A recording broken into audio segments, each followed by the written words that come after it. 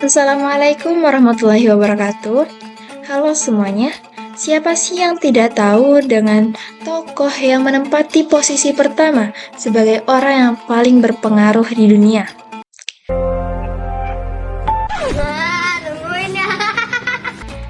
Dia adalah pemimpin besar umat muslim, yaitu Nabi Muhammad SAW.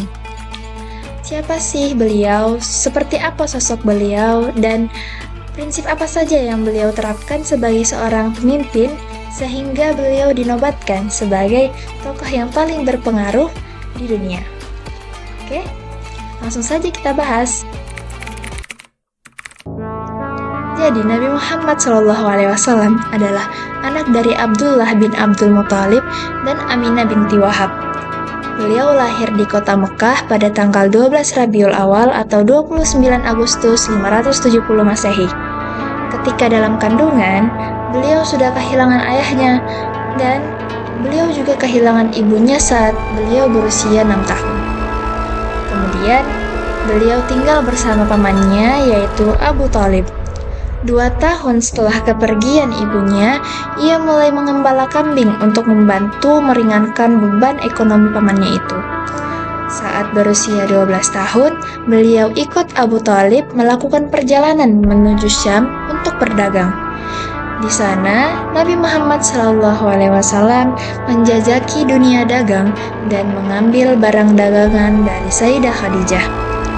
Pada usia 17 tahun, Nabi telah berdagang ke Yordania, Syam, Bahrain, Busra, Irak, Yaman, dan lain-lain.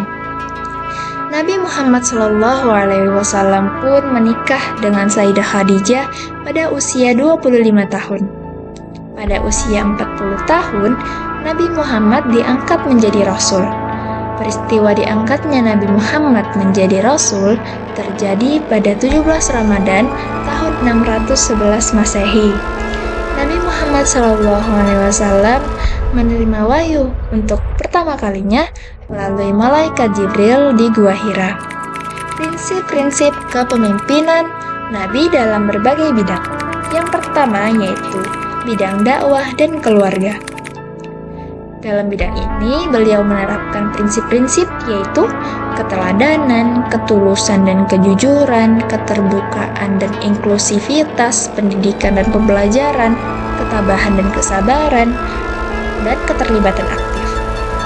Pada bidang bisnis, beliau menerapkan prinsip-prinsip yaitu kejujuran dan integritas, keterlibatan aktif dan dukungan, keadilan dalam keputusan, komunikasi yang efektif, kolaborasi dan kemitraan, dan sabar tekun.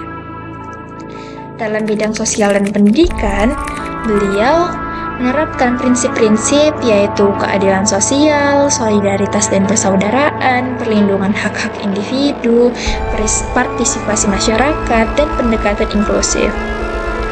Dalam bidang hukum dan kepemimpinan perang, beliau menerapkan prinsip-prinsip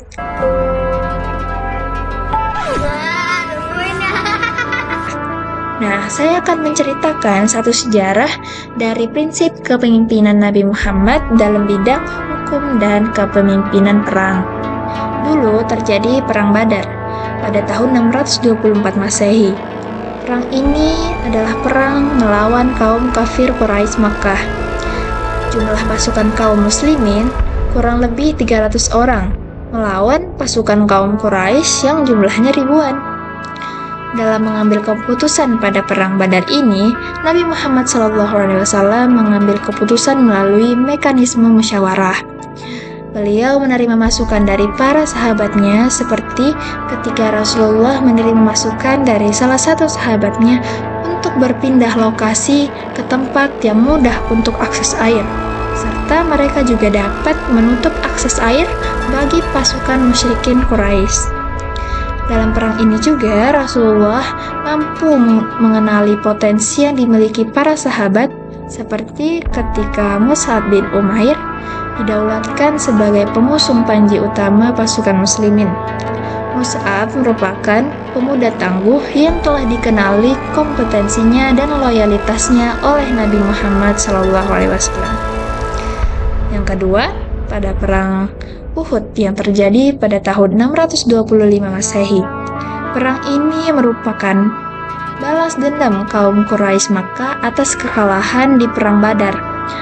Pasukan Quraisy di bawah komando Abu Sufyan mengumpulkan 3.000 orang pasukan dan 200 orang di antara mereka adalah pasukan berkuda yang dipimpin oleh Khalid bin Walid. Awalnya, strategi yang diterapkan sudah baik. Nabi menempatkan pasukan-pasukan Islam pada tempat-tempat yang strategis untuk menghambat laju pergerakan musuh. Ia juga telah memprediksi dan menentukan benteng pertahanan terakhir jika kemungkinan-kemungkinan terburuk yang tidak diinginkan terjadi dalam perang Uhud ini. Dalam perang ini, pasukan muslimin mengalami kekalahan akibat kelalaian yang dilakukan oleh pasukan pemanah dalam menjaga posnya. Namun, di momen ini, Rasulullah tidak membentak dan memarahi pasukan pemanah yang meninggalkan posisi pertahanan pasukan muslim. Setelah perang usai, ia hanya memberikan nasihat, memperlihatkan kesabarannya agar para sahabat tabah dan selalu mematuhi perintah Allah dan Rasul-Nya.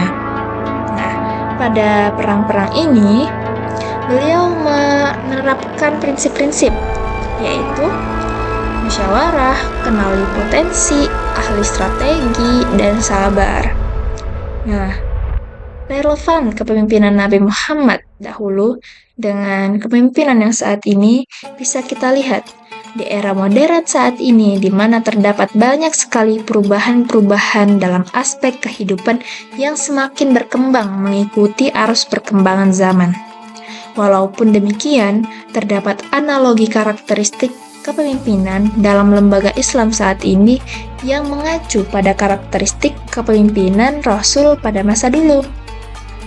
Seperti kepemimpinan berbasis masyarakat yang memberikan motivasi dan membangun komunikasi. Sejak lama Rasulullah sudah menerapkan hal yang demikian dengan pendekatan integritas. Begitu pula dengan pendekatan keteladanan. Rasul selalu memberikan contoh yang baik kepada para sahabatnya dan seluruh umat manusia di muka bumi. Hal ini pula yang diterapkan pada kepemimpinan di era modern yang berbasis karakter dan menjadi uswatun hasanah serta mampu menciptakan situasi lingkungan yang baik. Ketika Nabi Muhammad diutus menjadi Rasul, saat itu usia Nabi Muhammad 40 tahun. Nah, ini juga menjadi isyarat bahwa kematangan dan kedewasaan, kemapanan kepemimpinan itu terjadi pada usia 40 tahun. Oke, sekian dari saya. Semoga bermanfaat. Assalamualaikum warahmatullahi wabarakatuh.